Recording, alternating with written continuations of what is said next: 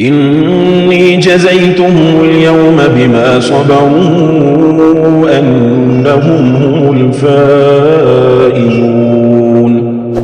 قال كم لبثتم في الأرض عدد سنين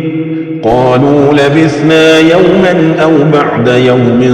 فاسأل العادين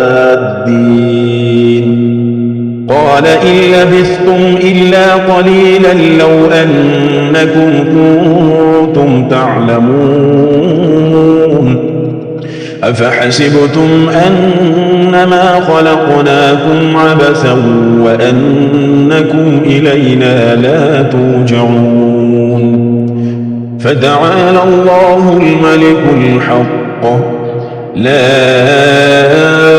إله إلا هو رب العرش الكريم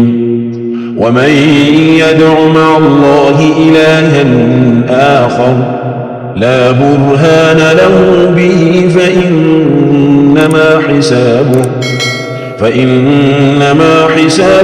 عند ربه إنه لا يفلح الكافرون وقل رب اغفر وارحم وأنت خير الراحمين